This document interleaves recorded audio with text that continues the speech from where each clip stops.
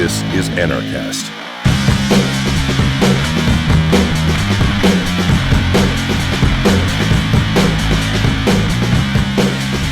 Hey everybody, welcome to another edition of Anarchast, your home for anarchy on the internet. We have a second-time guest. We only have had a few people who've been on more than once, but Adam Kokesh deserves a second chance. He's been kidnapped since we last saw him, tortured. He lives in a third world hellhole and a police state, and I know you're thinking North Korea, it's the other one, it's the US, and so let's talk all about what happened to you, Adam. What has happened since we last talked? Well, you gotta hate on my country, Jeff. What? This is my country.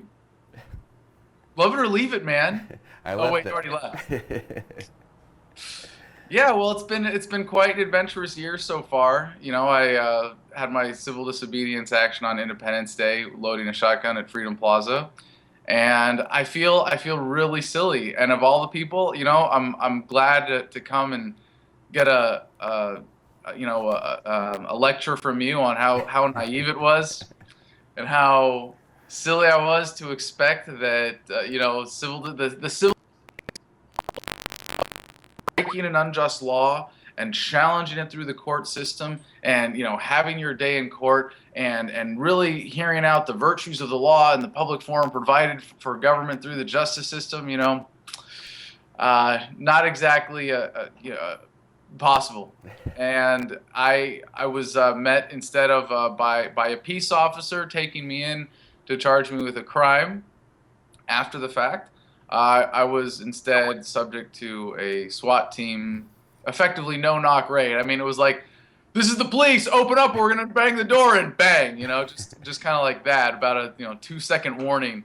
And, they threw a flashbang grenade at my dog, which I'm kind of glad, because I probably saved his life. It frightened him, as I know you and lover. And I hear your dogs are just as upset about this as Blue was. They heard that. They're all going crazy. What? Well, this is a serious issue, and if you understand the statist police paradigm, it kind of makes sense. A dog is your property, and your property is a threat, so we're going to destroy the property. The problem is that doesn't take into account the value of the property, because the police have no responsibility for their actions, really, and when the state protects them from bearing that responsibility, so they can cause death and destruction while they're wearing that costume, and nothing's really going to come their way in terms of legal consequences. So the flashbang grenade went off right behind my dog, and like right under his butt, and scared him upstairs into his crate and probably saved his life. Whereas, I had my hands up and right behind him, and ended up with laser sights on my chest while I was taken down and handcuffed. And there were 8 people with me in the house at the time, including my girlfriend at the time, who was visiting. She was on her period in the shower and was pulled out and forced to just throw on a dress and then sit in her own blood in handcuffs for a few hours before they let her, address that issue. And they ransacked my home, turned it inside out. We saw that there was evidence being brought in. To what extent, that was a deliberate part of the setup, I don't know. We don't want to really speculate there, but it's, in terms of what we know for certain, it's a shady enough kind of action by the state to come after an individual activist this way, to destroy so much property in my home, to steal what and I can't put this on them for certain, but there was a lot of my property missing following this, but $3,000 worth of silver that seems to have gone missing, with all of my firearms, which really was the other portion of my life savings. And it was a real travesty the way it was carried out. I was taken to a little cell in the basement of the Fairfax Detention Center and was being non-cooperative. So they kept me in what really is a torture chamber. And I don't say that lightly, and I don't mean to play up my experience, because as torture it was really relatively mild. And I know this, having been exposed to more severe forms of torture when I was in the Marines in Iraq, having tortured others as a Marine serving in Iraq, what I did, I've come to terms with, and was relatively mild in terms of torture, but it definitely crossed the line. and I was in a room with the light on 24 hours a day with no mattress on, well, what for at least was a starvation diet of one sandwich and a carton of milk for 3 meals a day. I lost 15 pounds in the first 3 weeks that I was in there. I was able to gain it back, and I did 4 months total in jail, 2 months in solitary, and then I took a plea to the charges I was facing in D.C. I still have charges pending in Virginia, so I'm still in a really difficult situation. I have to go back for sentencing to make everything legal on January 17th, and hope that I don't get the full 7 years that they could throw at me, 7.5. Still got the charges I'm facing in Virginia. But really, the biggest challenge of this wasn't going to jail. I was in combat. I went through boot camp. And it's not that being in jail is some crazy hardship, but that when they take you away from the rest of your life without any opportunity to communicate or to make arrangements. And I read your story about when you got arrested at St. Kitts, and I'm like, that's insane. Like, he had his laptop and his cell phone and his cell. Like, how does that, like, and you must, it's like living in some, I mean, maybe it's super, super small town America kind of feel to it, where the cops don't really care, but just that you had that shows it was a totally different experience. But for me, it was being, there were 3 weeks in the middle of this thing. I had no contact with the outside world at all, and that was just insane. And what happened was that my operation fell apart, my business fell apart. The guy that was entrusted at the last minute to manage everything ended up stealing basically all of my cash. And, in the end, being able to account for all of my stuff, it was supposed to end up in a storage unit. I got, about $10,000, $10,000 at least worth of just, pretty much all my valuable personal stuff is missing.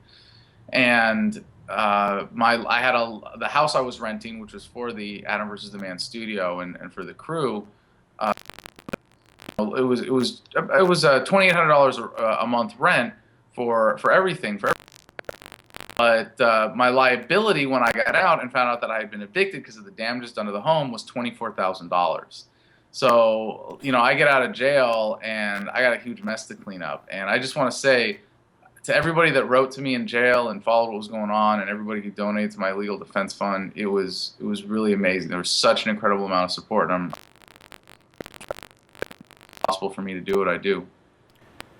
Man, your story is so crazy to me.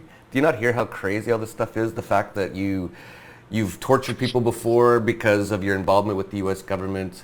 You've seen torture before because of the U.S. government. You've been tortured by the U.S. government. And you've been kidnapped, you've been no-knock raided, you've had SWAT teams, you've had evidence planted on you, and you still remain in the U.S. Like, well, when you put it like that, you make it sound like this isn't a free country, Jeff. It just sounds so crazy. And yeah, bringing up my little story about St. Kitts, that's how sort of the rest of the world is. When you get into the system in the U.S., you're done, as you found out. And man, I really hope that everything goes well. I think your court date is in January, is that correct? Yeah, January 17th, I go back for sentencing. So ridiculous, so horrible. But, a lot of people actually bring up, it was really amazing to me to see the response to what you did and what happened to you. I was actually quite shocked. A lot of libertarians were very negative about you. Which I found completely shocking. I had no idea that people would think that way. And they said, oh, he shouldn't have done that. He shouldn't have loaded a shotgun. That is illegal. He's bringing it on himself. He's trying to cause, himself problems.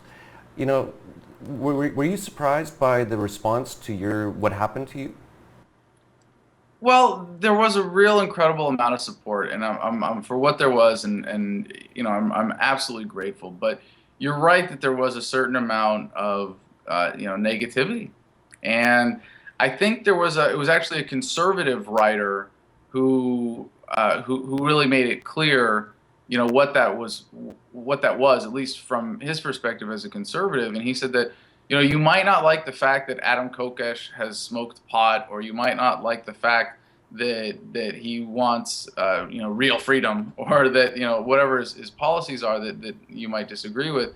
And for a lot of people who are minarchists, who call themselves libertarians, I think you might have this idea that like if you define libertarianism as the freedom movement, the libertarianism is bigger than it is. But if you really define libertarian not as people who call themselves libertarian, but as people who believe in liberty, who believe in self-ownership, who believe in the non-aggression principle, it's a much smaller group. And I think that division with there's the freedom movement of people who get the philosophy and understand ownership and the non-aggression principle, and for them liberty is a moral cause. It is a right call to action when you see how much violence and coercion defines our world. And then there's this sort of like outer layer that's actually a lot bigger, of people who call themselves libertarian but are really constitutionalists or minarchists or some other form of moderate that are just like, I'm libertarian leaning, and therefore they say, well, I'm libertarian. And there's a real important distinction.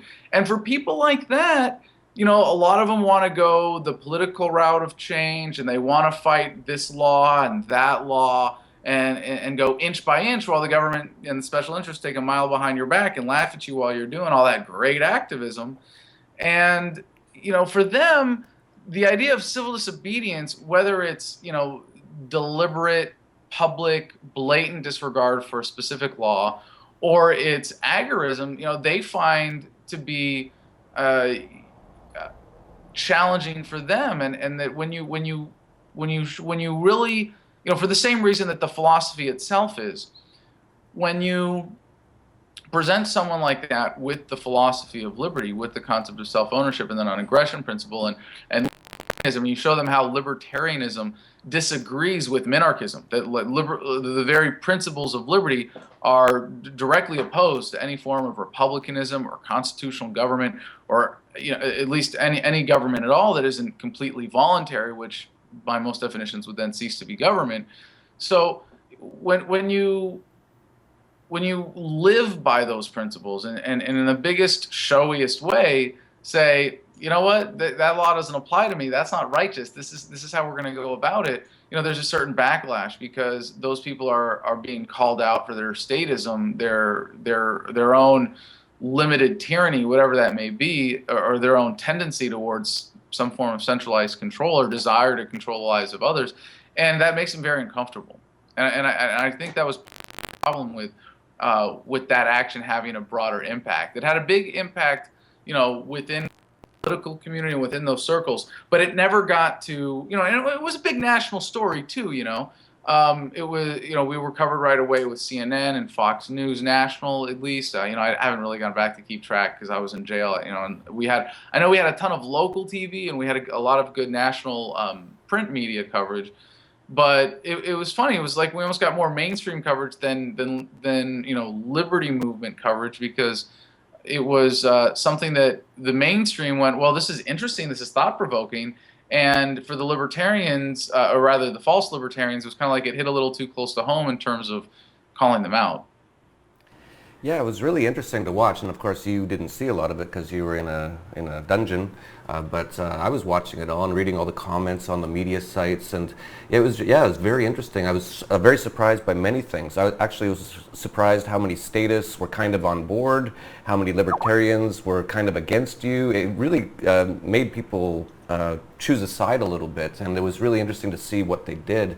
And you bring up a great point that there's real libertarians and non-real libertarians, and I really like your idea that a libertarian is an anarchist. If you're a minarchist, you're not a libertarian, because if you're a libertarian, you believe in freedom, and if you believe in government, then you don't believe in freedom. It's actually all quite simple. I don't know why people really haven't caught on to all this stuff. But yeah, no, it was very interesting. I don't know if you can talk about this, but I'm quite curious. Do you have any idea what your sentence is going to be, or any idea at all, or do you want to make a guess? Or something less than 7.5 years. Ugh. That's what I'm hoping for. Man, I don't know how you can. Just the thought that you might be gone for 7 years is just crazy. It's I don't want to say anything more, but Yeah, it would I be highly understand. unlikely that it would be that much. And to step back in the bigger picture, you know how the criminal punishment system works in the United States, where in terms of how much time people are facing hypothetically, I mean, at one point, if you added up everything that they were bringing against me in terms of charges, I could have been looking at, I think we calculated it out to be 35 years. And you're like, that's, yeah, no, 30, 34 years. So, I mean, if you go by that, I mean, the average inmate is serving, and I don't mean just good times, credit that takes 10 and 20% of your sentence off. I mean, like, in terms of what your hypothetical liability under the law would be, most inmates do a tiny fraction, 10 to 20% really, of what time they're facing. And they do that in order to manipulate people because that's a huge threat. They get you to, oh, hey, guess what? We signed this paper, you might do 34 years. You sign this paper, you might do 7.5 years. You'll be able to sign anything if you can do that with credibility, and that's built into the system here. Yeah, not maybe no, not everyone knows this, but I was recently arrested and planted evidence on me by corrupt cops in St. Kitts in the Caribbean, and you know, I was only in jail for a few hours and actually escaped once, and then What? but like seriously, being there for just even 2 hours, and I was sitting there in the office. Escape jail. Like you make it like I mean I get it. Yes, it was yes you evaded custody. You did not like break out of jail. You did not have this like massive escape plot that like you carried out in the middle of the night as soon as you got arrested like James Bond. No, you got arrested and you walked out of the back of the office. Like While the two I guys mean, were sleeping. I don't mean to demean the significance of that because what's cool about that most people don't realize is that in and of itself probably is a huge criminal offense that would bring a lot of other charges. Yeah, and actually, the when they finally woke up and found me across the street in my hotel room, the cop said, "Why'd you do that?" And I said, "Because I don't like it there." And he said, "You can." He actually he knew the exact number. He goes, "That's 7 months in jail just for escaping jail." And I'm like, "That's so stupid. Like, there's a rule against leaving jail, then you have to go back to jail. This is all crazy stuff. What are you talking about?" And so yeah, we went back and we sat in his office and I was on my phone and I'm just texting on Facebook and telling people I'm in jail, and then they phone bombed the jail, and then chaos erupted, and then finally the president had to give me a pardon because I'd caused so much chaos and so much stuff.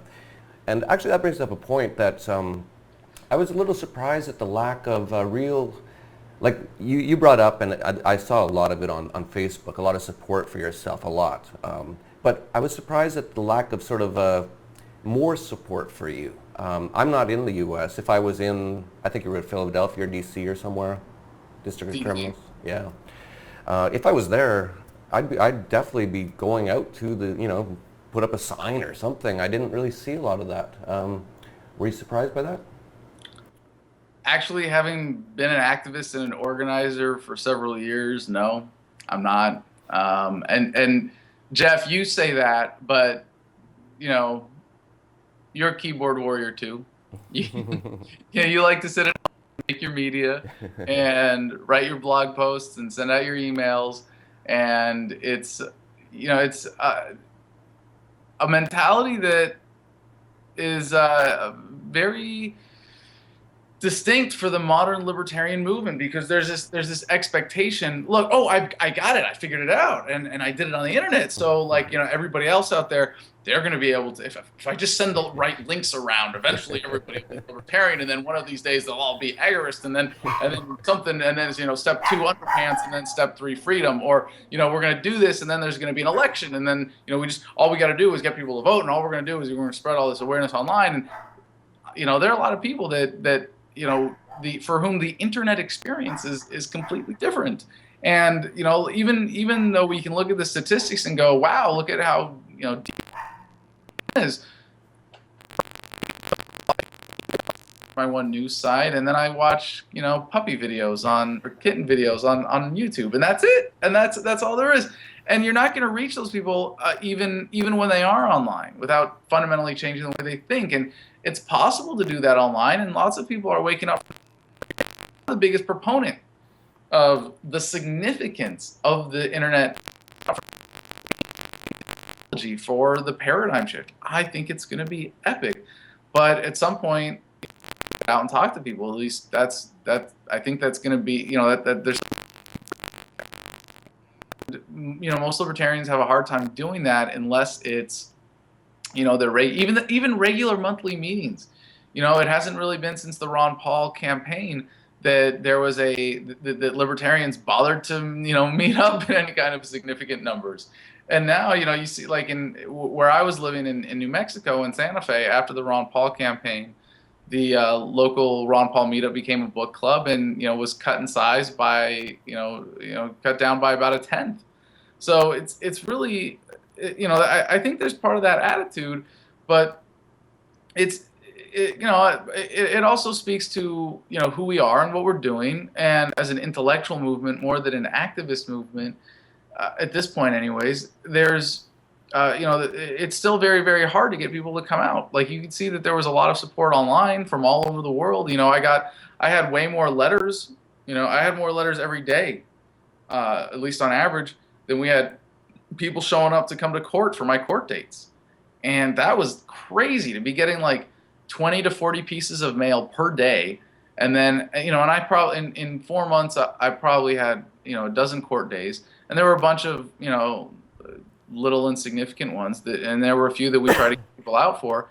And, we never had more than a dozen or two. And you're like, how is it? But that's, that's the way. As generally technologically advanced as libertarians are, as just average in society, we have a very low tolerance for logistical BS, and you face a lot of with the courts, going to a protest, doing anything like that. So I think it's not a bad thing in and of itself. It's just a part of, who we are as a movement, if that's not too collectivist in and of itself. Or rather, that's my demographic observation. Yeah, I've been thinking a lot about that, because if you look back at the 60s and 70s, if there was going to be a protest, it was like 1 million people, and it was crazy. Hold on a second. We have this perception, but it's just that the ones where you had 1 million are the ones that, made the history books. Yeah, but sort of my point is we don't really have much like that anymore. The closest in the last few years was Occupy Wall Street, which was sort of just... Even then, yeah, that's a really good point. And the Occupy movement, if you took it as a global phenomenon, was significant, but nowhere individually was it, even in New York, was it really as a protest in and of itself of a huge significance, like 1 million people in the streets. The biggest one, I don't think there's been one bigger since pre-Iraq. Since the global protest right before the Iraq War, I think they had close to 1 million people in the mall. It was something like 25 million people worldwide. And even while the war was going on, they couldn't get another, single protest anywhere near those. Yeah, well now, the Nobel Peace Prize winner, Barack Obama, is managing those wars, so everything's fine now and everyone just went home. But, it's more of a philosophical or a question of, are we as humanity changing? Potentially, we don't need to have these million-man, physical, violent marches as much anymore. Perhaps we can change the world through ideas. Perhaps this is what is going on. So you were supported by tens of thousands or hundreds of thousands of people. They didn't necessarily show up physically, but they just, through their minds and through their ideas, supported you. Same thing happened with me in St. Kitts. We had thousands of people calling in and going crazy, but no one actually showed up. If you just think about, for example, Syria, they wanted to attack Syria recently, the Nobel Peace Prize winner, Barack Obama, and people around the world just on their Facebook said no, and they couldn't do it. So just through our ideas and our minds, we can actually change things now. So things are actually changing. That's a very good point, that the protest itself as a means of expression in the past has fundamentally been a way of conveying information. And it's been a way of conveying, this is my opinion, this is my sentiment. By showing up, I am making that clear. And the internet makes it so that people can do that without physically show up. So while there is a certain greater impact of physically showing up, and in a lot of times, it's really necessary. Like you can't be virtually present in a courtroom and have the judge know that you're there. Sorry, just it doesn't work that way. But in that sense, in the general global communication scheme, yeah, massive protests have become less relevant. So it's not really a bad thing that they're less prevalent. Yeah, it is interesting. We'll see what happens. I guess if they ever turn off the internet, that maybe some people will finally go out into the streets. But if not, maybe they don't have to. Maybe we can just change the world through. Well, that's what happened in Egypt. The slogan in Egypt for a little while was, when the government shuts down the internet, it's time to shut down the government.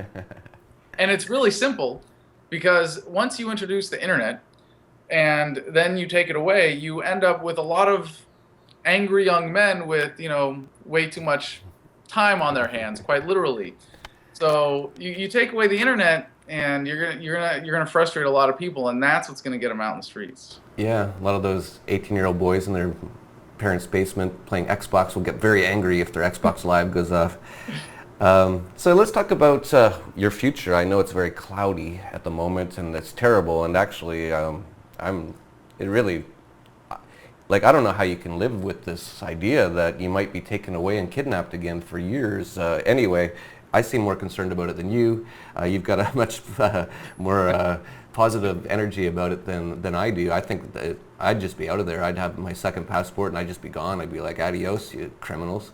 But you are planning a running for president in 2020. Why don't you tell us a little bit about that? That's correct. Well, this goes to the bigger question of, how do we actually achieve a voluntary society? And the how of libertarianism has been the most neglected area in the development of libertarian thought and libertarian philosophy. And it's important to see how fresh this movement is, even going back historically. It seems like it might have a long start if you take it all the way back to some of the earlier philosophers, but even then you're talking about a few hundred years at most. And in terms of the modern doctrine of libertarianism, it really did not emerge until Rothbard started writing. And you had elements of it before that with Mises and Locke and Adam Smith, perhaps, but it wasn't really what it is a comprehensive philosophy until very, very recently. And our thought of how do we achieve this? Well, the first thing was political. And, there was the formation of the Libertarian Party in the early 70s. And people realized, well, no, this isn't really a political movement. This is an anti-political movement. How do we actually achieve a stateless society? It's not going to be through taking over and leaving everyone alone. It's going to be it's going to require a paradigm shift first. You're not going to simply present another option like, hey, you've got, red team, blue team. Well, now you've got yellow team. Take a choice. And all of a sudden, when it gets to, 31% or 51%, all of a sudden everything's going to change. No, there has to be a fundamental paradigm shift before that. There has to be in the thinking and the awareness of the people. And so the movement seems like it's kind of refocused just over the last 40 years to education. And those are the real fundamental things for changing the paradigm, changing the way people think. And I consider overlap and aren't really, exclusive. There is, education could be seen as a form of activism. Activism could be education or driving people towards education. There's an important relationship there. But those things still don't give you the how. Because you go, okay, well, we're going to change the paradigm. And I really do believe that governments or governance, people get the government they deserve. People will get the limit of the tyranny that they will tolerate. And governments are a reflection of the paradigm of the people. When people accept that, hey, we should have a king who's a direct connection to God, then they'll get a king. If people think, well, we should have the right to choose our leaders from pre-selected candidates from the major corporate sponsors of government, and we should be able to vote like in an American democracy. Well, that's the kind of tyranny they're going to get. And when people demand liberty and self-government, that's going to happen one way or another. And how? And libertarians so far really have not had a good answer to that. It's like, step one, paradigm shift, step two, underpants, step three, freedom. And you go, wait a second. How does this, it doesn't really, doesn't quite follow. So I think the way that we achieve a voluntary society, a lot of people would say, well, what's the next step? The next step is civil disobedience. It's agorism. And there's two distinct forms of civil disobedience in this sense. You get disobedience where you're doing what I've been doing publicly as an activist, where you break a law, you do it publicly and openly, and the point of that is not to change behavior immediately. The point of that is to raise awareness and change how people think. Then there's the civil disobedience that's like being an expat, and that's huge. Removing your support from the system. Engaging in agorism, tax resistance, things like that. And I don't mean tax resistance where you don't pay your tax and you go, come and arrest me and we're going to fight this out in court. I mean just not paying, or conducting your business in barter, whatever the case may be. And I think that's huge for disempowering the state, but that's not going to stop them as long as they have a critical mass of people that go along with it, from having an enforcement class of the guys with the guns that are going to be able to carry out their will. So if all of that's true, we can do this the easy way or the hard way. And the hard way is to think that those solutions are going to be it. Because if that's it, and that's all we have to offer, then there is going to be a collapse. It's going to be dangerous, potentially violent. There's going to be some upheaval. It's going to be as bad as people say. If the dollar collapses, it's not like people are going to be starving and dying in the streets. Yeah, there will be people who die as a result. But we'll figure out a way. As long as cryptocurrencies are out there, the Bitcoin, your coin, all the opportunities that are out there, unless they completely shut off the internet too, and as we discussed, that's certainly not sustainable at this point. There's just no way that they stop people from coming back together and living decent lives eventually and reorganizing. But if we replace, if we do have the danger of a power vacuum. And the power vacuum argument is a pretty weak one when it comes to a reason to not have a stateless society, because when you have a stateless society, the power vacuum is filled with self-government. And that's, of course, requires the paradigm shift to happen first. But if you do have this collapse would come before that power vacuum is filled. And so there would be some chaos. So the answer to the how we do this the easy way is localization. And it's very simple.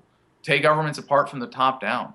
And you don't even have to fully change the paradigm to do that, because you can convince liberals and conservatives, hey, maybe having a government this size isn't a good idea. Maybe having the power so concentrated is why we have so much corruption. Maybe if you have a more local government, just a state as opposed to a federal government, maybe at least the guns of government will be pointed at people in a way that better serves the needs of the local communities rather than the special interests that are able to buy off a centralized power. So I don't know if it's going to be me or if it's going to be someone else or if some other country will beat America to the punch in terms of leading the way for the rest of the world, because America really does have a distinct tradition of liberty. It has a distinct structure in terms of the states and the federal government that allow for an orderly, at least first level of localization, which would be simple and would radically improve quality of life throughout the world, which is an dissolution of the United States government and a full return of all of the authority that it has taken on, at least back to the state governments, if not directly to the people. It's the biggest step we can take in the right direction. And I think it's the first step. It's not the end goal. The end goal, you go from the next more local level at least, and governments throughout the world can apply this. You go from in the United States, from the federal government to the states to the counties to the cities, ultimately down to the free individual. And this is how we started, and this is how we do things the easy way without pulling out the rug from underneath anybody. I think that's one thing that libertarians especially tend to forget. And while the philosophy is not, I think the philosophy itself is the most compassionate because it's based on universal nonviolence. But it is true in the liberal critique of libertarianism that many libertarians are compassionate to those who are affected by their utopian transitions, not utopian fantasies about where we end up. Because if anything, the statism is the utopia. The idea that we can have a harmonious society by pointing guns at each other. And this is the how that I am presenting, and I think that it's a really powerful way forward. And I think it's the most beneficial for humanity. It's my prediction, actually, for how we are going to extricate ourselves from statism.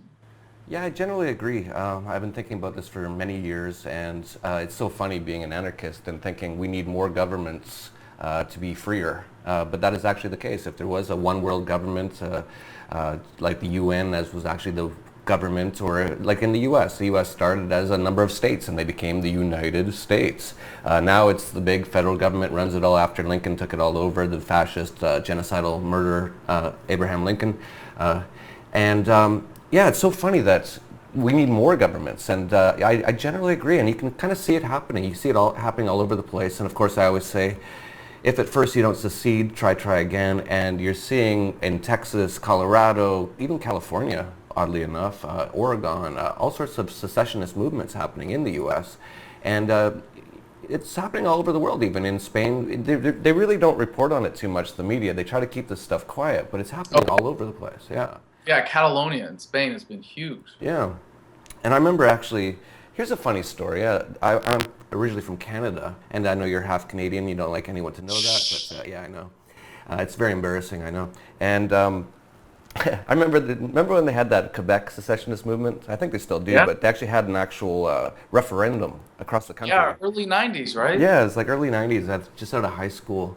And it was like 51 to 49%. And the 51% said, no, that they're going to stay in Canada, right? And I remember thinking at the time, like, this is how, like, weird, if you're just a statist and you just watch TV, I was like, oh, thank God. But, now that I know how all this stuff works, I was like, let them go. Like, everyone go. Everybody just go, But it is funny, like, 'cause I talked to a lot of people. I was just out last night in Acapulco. We were walking around, and there was this restaurant with a Canadian flag and a Quebec flag. And my Canadian friend said, you brought up the whole, they tried to secede and all that stuff. Like, it's amazing how these ideas, it really, I don't know, people almost think of themselves as part of the government. And when you say, oh, we're going to separate that, it's almost like they think of it like a divorce, and it's going to be an emotional, it's a weird mindset. You know what I'm talking about? No, that's just a very good measurement of how well the state has got its hooks into your brain. Yeah. Yeah, no, it's true. It's amazing. So, yeah, we're going to see a lot more of that stuff, and governments never really like to let go of their power, unfortunately. So it's never going to be easy, but definitely, yes. If you run for president in 2020, you should be out of jail by then, I hope, and you'll obviously be killed the very first day you're president. You know that, right? We'll have taken appropriate precautions. You know that old Bill Hicks thing, right? Yeah, of course. Yeah. When you're a president, you get called into a room and a bunch of wealthy industrials come in on the very first day and they show you the JFK assassination from an angle you've never seen before and ask any questions. That was my concern with Ron Paul. If highly unlikely you're going to win, highly unlikely Ron Paul would ever win. Actually, quite unlikely the U.S. government federal government will even exist in 2020, which is good news. It'll all collapse all on its own, in my opinion. I think it's got a little longer shelf life left than that. Yeah, it could be. That's about 6 years now. So yeah, you could be right. Never underestimate the power of bureaucratic momentum, if nothing else. That's true. But there's lots of stuff changing, so it's going to be interesting for sure in the next few years. And so yeah, I wish you all the best, my friend. If you want to come down here to Mexico and be a refugee, you're welcome. You're in California, so it's quite easy. Just walk across the border to Tijuana, and you're out. You're free if you want to. Well, I do plan to come visit before I'm settled here. I hope we have that chance. But I'm looking to get into full production as soon as possible when my legal issues are behind me. If I don't end up doing any more time, it could be as soon as March. And I'm taking advantage of this downtime right now where I can't really set up a studio and I can't commit to any kind of regular production. And I can't put my business back together the way I'd like because I can't make commitments to people. then I mean, imagine that the government would have a destructive power on, against. Um, but I'm writing a book right now, and I'm very, very excited about it. It's called Freedom, Manifesto, if you will, and it's very, I think, has the potential to be a global game changer, in that it unlike any libertarian manifesto that's ever been written, in terms of its ease of understanding, its brevity, and also in its presenting the solution of localization as the as the ultimate transition solution. So I'm really looking forward to getting that out, possibly as soon as my birthday on February 1st. If not, we might try to tie it with Independence Day. So Cool. look forward to that. Yeah, for sure. That sounds good. Is there any way that we can help you or support you? Do you have a legal defense fund or anything like that that people can help? Yeah, thanks for asking, Jeff. I really appreciate that. AdamVersusTheMan.com is the place to find everything. I think our website is actually down right now. We're getting another DDoS attack, but the site itself is secure. People can donate at AdamVersusTheMan.com/invest, and I greatly appreciate it. If you're not ready to do that, you want to wait until we've got the regular production going, I can understand that. Please sign up for the email list there and subscribe to my channel on YouTube, youtube.com/Adam Kokesh. Poke around. There's a few videos there. Fun. Yeah, someone's familiar with the channel. Anyways, everything that people can do, I'm really just grateful that people have made it possible, and that we have such a supportive movement that people can be effectively professional activists. So thank you so much to everybody who supported me, and Jeff, thanks for having me on and sharing my story with your audience. Oh, no, it's my pleasure, and please do whatever you can to help Adam. Is there any way that we can help in other ways? Show up somewhere or send emails? Or... Please sign up for the email list, because there will be specific calls to action around what's my sentence and some court dates that I have coming up. Our call floods would be very, very helpful, but we're waiting to really out there. But if you want to get plugged in on Facebook or Twitter, or get on the email list, and I really appreciate that. Of course, I've got a small stash of Bitcoins I've been watching closely, and I'm very excited for everybody that donated a long time ago to the man in Bitcoin. So thank you very much. Yeah, that turned out quite well, didn't it? Yeah, it's I was only in jail for a few hours, as I mentioned, and I did not enjoy that feeling at all, and that's why I escaped. And but that's why. But knowing that other people out there cared and were trying to help me, that really, I was only in there for 2 hours, but it actually was quite scary. Like, it was not a good feeling, losing your semi-freedom that you kind of semi-have. Just not being with the people you want to be with, and not doing the things you want to do. And I'm sure I would have got used to it if I was there a little longer than 2 hours before I escaped twice, but but it just was not a good feeling. But knowing that other people kind of were trying to help, or cared at least, really made a big difference. And I know you talked about that earlier, and you might want to just mention it again, but that does make a big difference, doesn't it? Oh, it's huge. And especially when the government wants you to think that you're wrong, and the government wants you to feel guilty and to be ashamed.